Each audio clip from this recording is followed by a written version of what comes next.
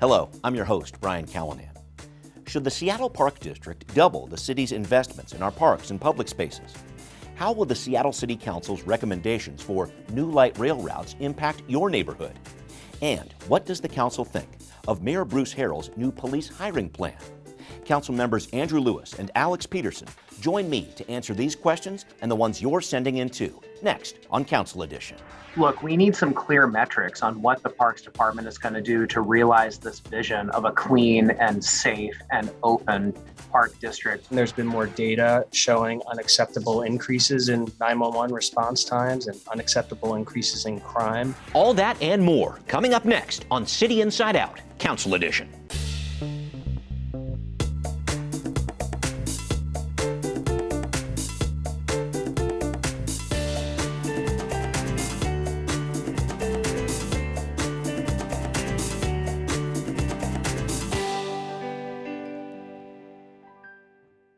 And here they are joining me. I have with me Councilmember Alex Pedersen, who represents District 4 in Northeast Seattle, and also Councilmember Andrew Lewis, representing District 7 from Pioneer Square to Magnolia. Thanks to you both for joining me. I'm going to launch right into this here and talk about the SPD, the other SPD, the Seattle Park District. And Councilmember Lewis, you're hosting some meetings here in late July and also later this summer regarding the Seattle Park District. A quick background, the district was approved by voters in 2014, folks, has its own taxing authority. The city council is the district's board of directors. And Councilmember Lewis, you're serving as president of that board. And there's a lot on the table here, including a discussion about potentially doubling the tax rate Seattleites would pay for the park district. I want to talk about that and your overall approach to this process, please. Brian, it's great to be here, and thank you for the opportunity to talk about the Metropolitan Park District. The priority for the Park District Commissioners has to be, are our parks clean, are they safe, and are they open? Those are the things the public expects from our great and outstanding park system that I would put next to any other city in the country, but that hasn't always been well maintained and programmed, especially during these years of COVID. The Park District offers us an opportunity to really come in and make sure that our parks are well resourced, but to also make sure those resources are being used accountably. We had a great meeting this morning that Commissioner Pedersen was involved in. We sit as commissioners when we do this work. And one of the themes that really came through from my colleagues and from myself was, look, we need some clear metrics on what the Parks Department is going to do to realize this vision of a clean and safe and open park district, where you can dependably rely on a bathroom being open and being clean. You can depend on your community center being open and well programmed. This is the kind of work that I'm interested in, and we need to put a plan in front of any potential investment.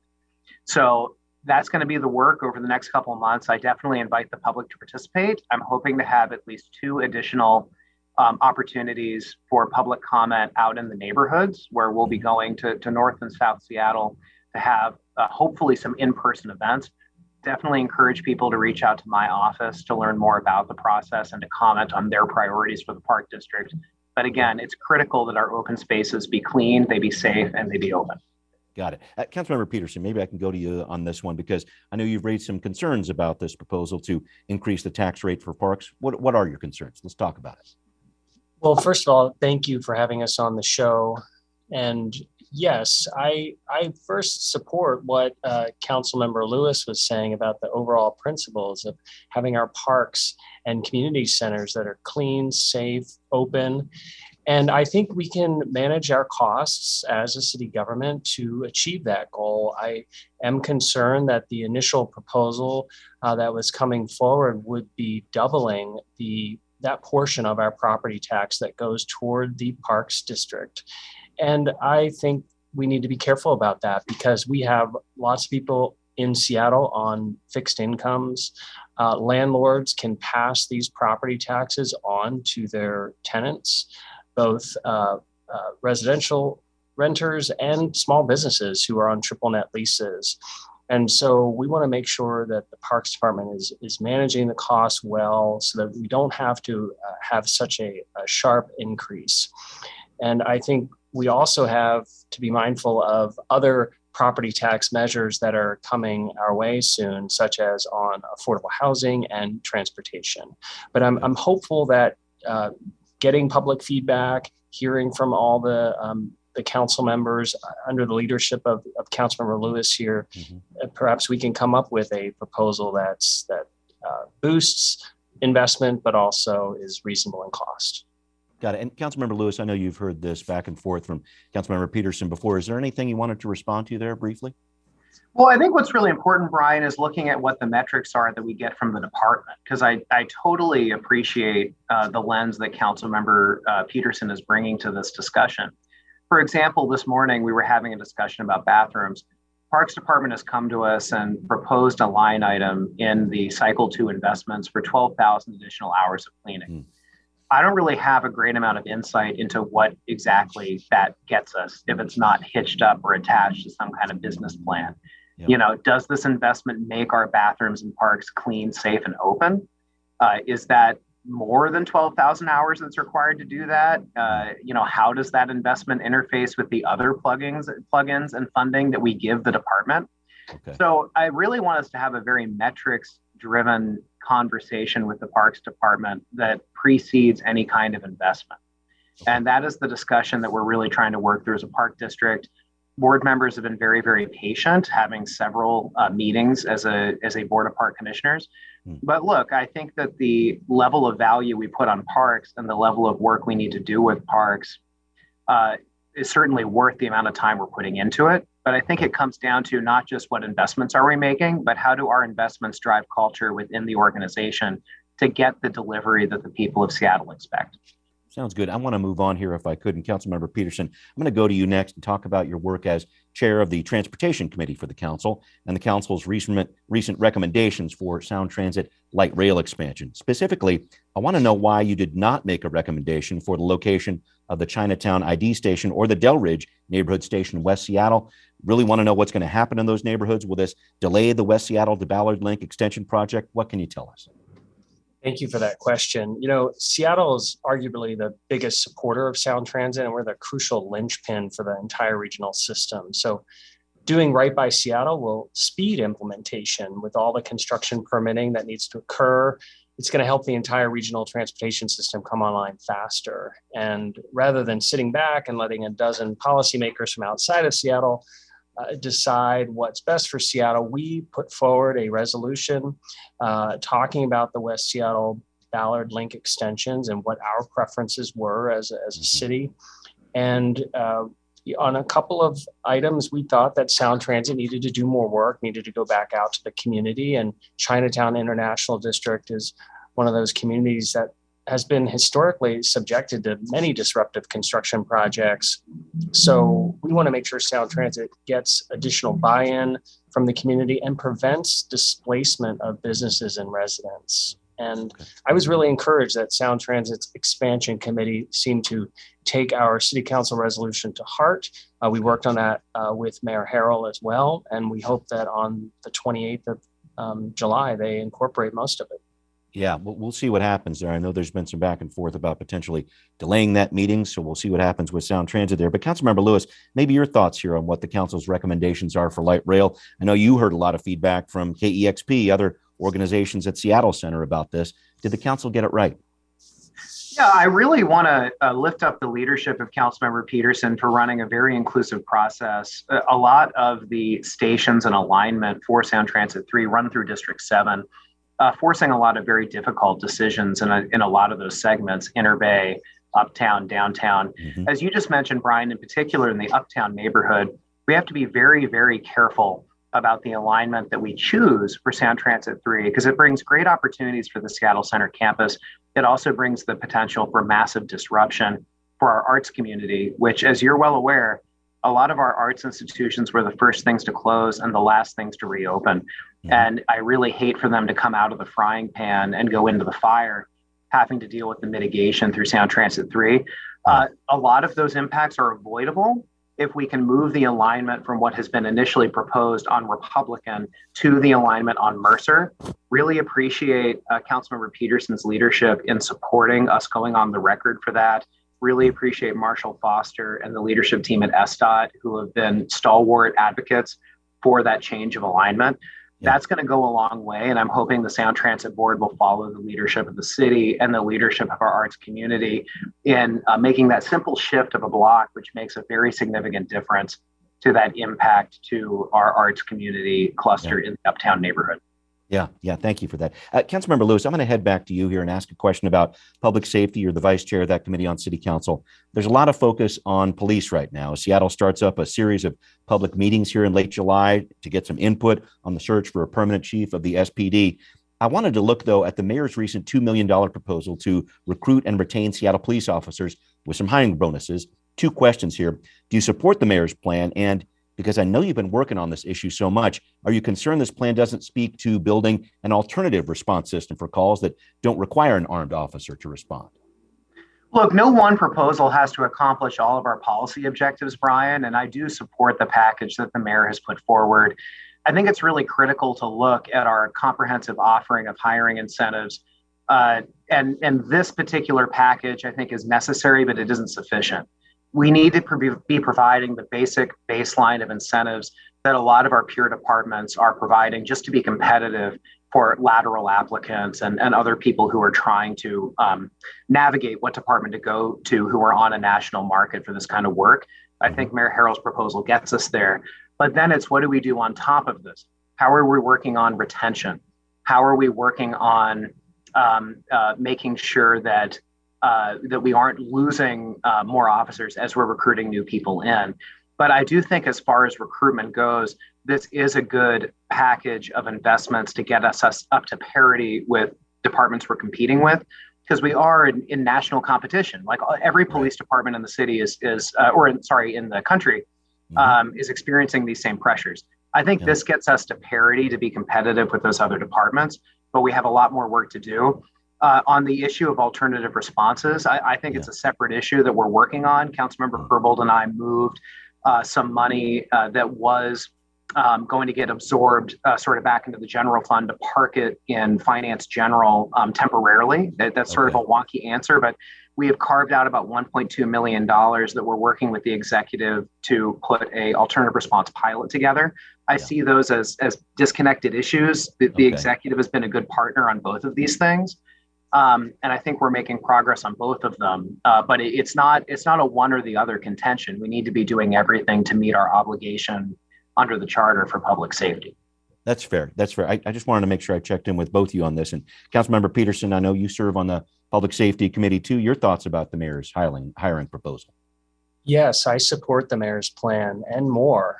Everybody deserves to feel safe, and I appreciate we need a holistic approach that includes not only the sufficient staffing of frontline public safety workers, but also the alternative emergency responses for mental health crises, and that Councilmember Lewis and Herbold and others are working on. We also need a police contract, a labor contract that expands and deepens the reforms that have been in place. On September 10th of last year, 10 months ago, I actually introduced two budget amendments to fund between $1 million and $3 million for SPD recruitment and retention, but I couldn't get enough support at that time. Since then, there's been more data showing unacceptable increases in 911 response times and unacceptable increases in crime. So I'm hopeful the mayor's recruitment incentives will pass next month. And I'd also like to see more emphasis on retaining the highly trained professionals already here in Seattle, because it takes so long to train and deploy new recruits. Yeah, big question. Maybe I can ask the question just so many people in the public are looking at it this week. What are you looking for in a permanent police chief? Councilmember Lewis, can I ask you that briefly? Well, Brian, I want a really strong partner who is going to engage in this work of right-sizing what the role of police is and focusing really, really hard on building and expanding those core competencies. We need police to be responding to the spate of commercial and residential burglaries that we're seeing in the city of Seattle. We need police to be a critical part of business district level presence, patrol, and outreach. We don't need police to direct traffic at sporting events. We don't need police to be mental health and disorder responders. We have other people who can do that work and should do that work. And just a chief who could really use their platform and their leadership to put in the proper context how a comprehensive public safety system comes together And that while the police are the nucleus of a system like that, they aren't the only actors in it. And changing some of the lines of business of what police have traditionally done to really focus and lean into the things only the police can do, that we need the police to do, and that we respect the police to do. Got it. And that's the kind of leadership I want to see. Great. Councilmember Pedersen, some thoughts about what you might be looking for in a permanent police chief?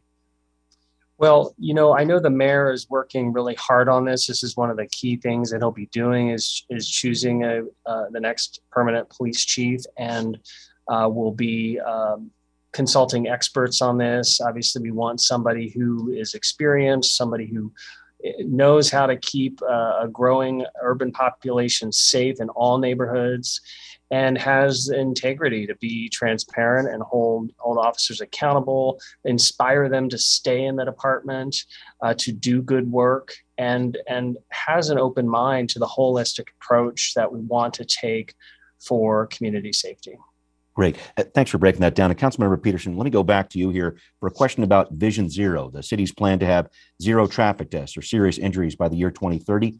You recently took a tour of District 2 in Southeast Seattle with Councilmember Tammy Morales. We have a few photos of your trip down there. D2, unfortunately, is where more than half of Seattle's traffic fatalities happened last year. And overall, the trend we're seeing across the city is we're not getting closer to that Vision Zero goal. We're actually seeing a rise in these fatal crashes. What did you learn on that tour? What are you doing about this situation? Thank you. Yeah, safety has got to be a priority for everybody using Seattle's roads. And unfortunately, like you said, the first part of 2022 continues the disturbing national trend of unacceptably high numbers of traffic-related injuries and deaths, especially among pedestrians and people experiencing homelessness in South Seattle. So I joined Councilmember Morales in her South Seattle district. We brought SDOT and the mayor's office so we could see firsthand 3 locations that were high risk for traffic collisions, especially for vulnerable pedestrians. And already SDOT has proposed some changes in one of those locations. We've lowered speed limits, we've increased sidewalks. We have a drop in enforcement. We don't have enough officers to do traditional traffic enforcement, but I don't like to see the increased use of speed cameras and fines based on each individual's ability to pay, so we can reduce these traffic related harms. We also need to bring more people inside. I mean, the percentage of people experiencing homelessness who have been the victims of these collisions has increased. So it's just another call to action. We need to see this in the budget that the mayor submits to us in the fall, an increase in investments in South Seattle in particular. Got it. Councilmember Lewis, plenty of feedback on this one, and I'm sure you've seen on social media. One writer said this: the entire stretch of Rainier south of Columbia City is out of control. The street design there encourages drivers to speed and treat it like a freeway. We need more traffic calming. I wanted to throw that out there and also ask this: how frustrating is this for you? Because you pushed to increase funding for Vision Zero in last year's budget, and yet here we are seeing these traffic fatalities increase.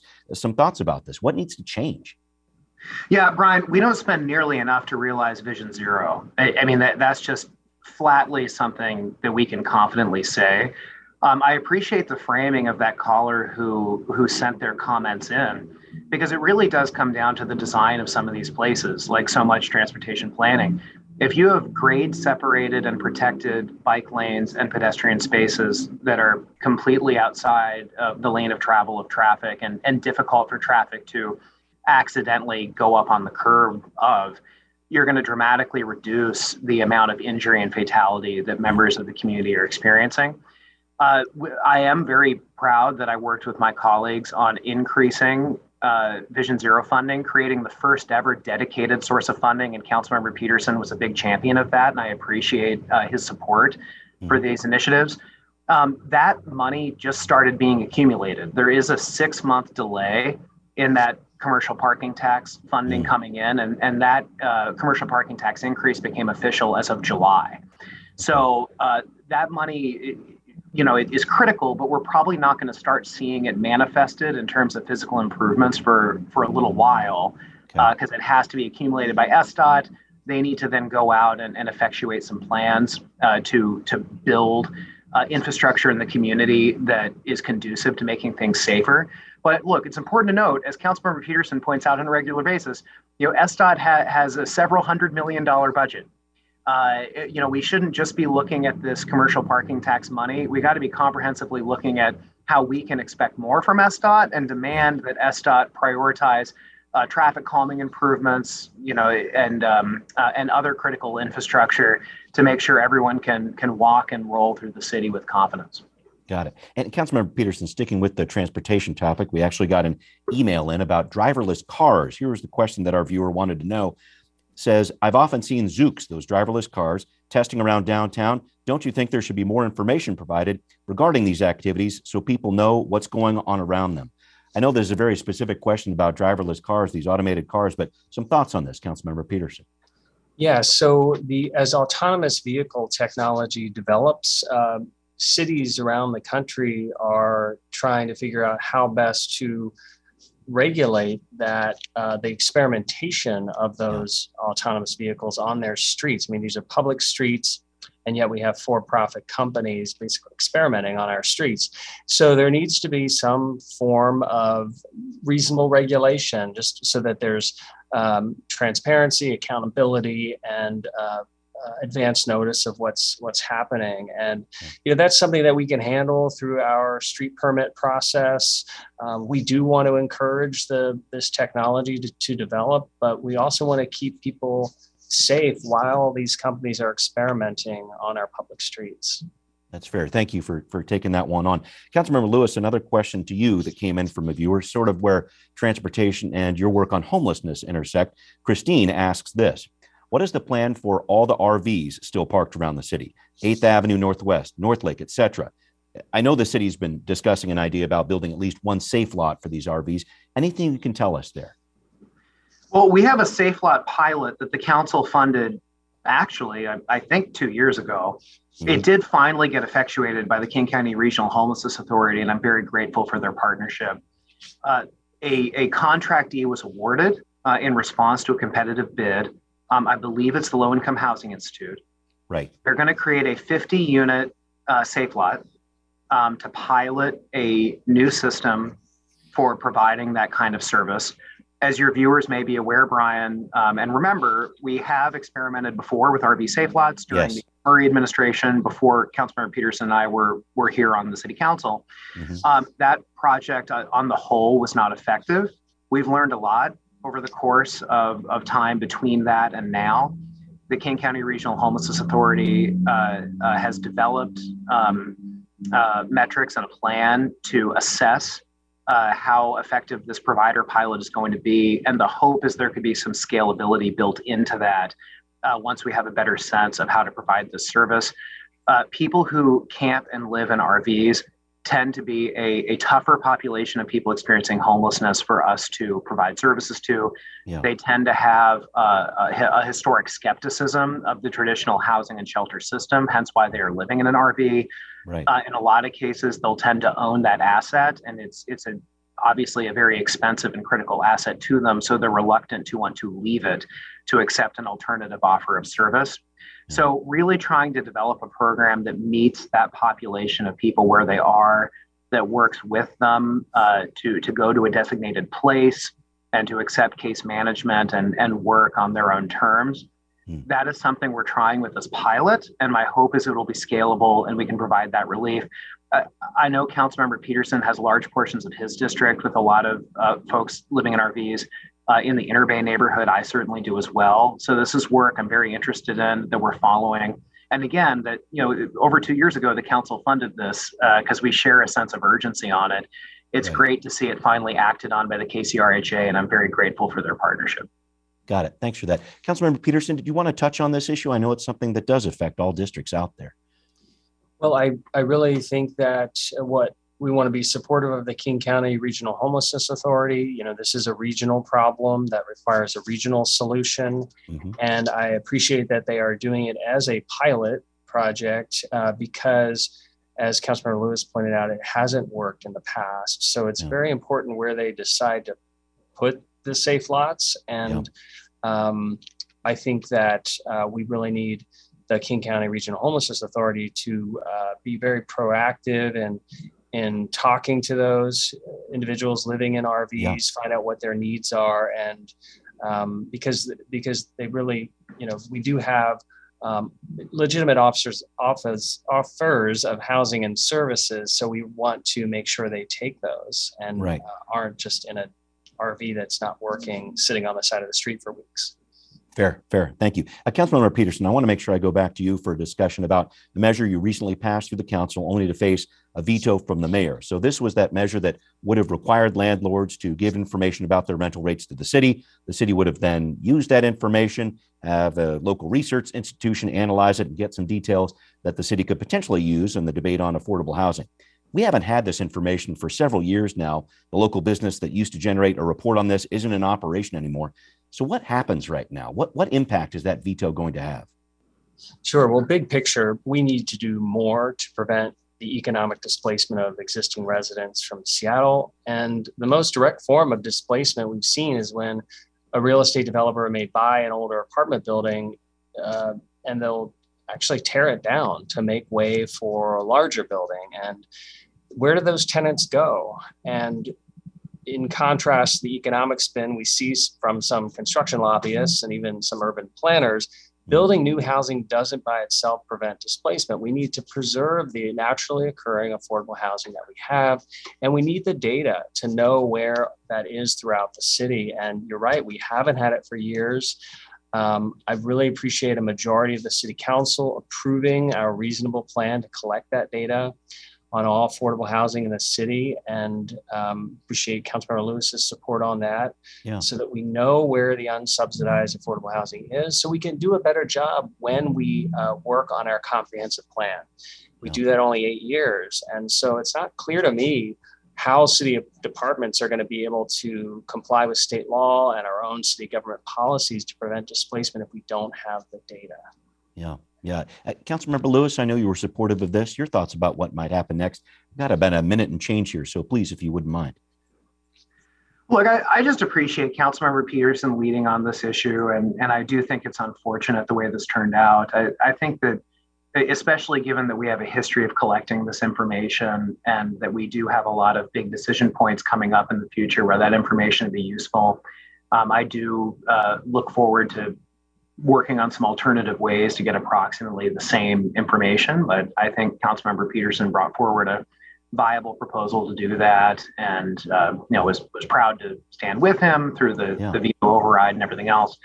And just back to the drawing board to find out how we can get that information. But them's the breaks. Yeah.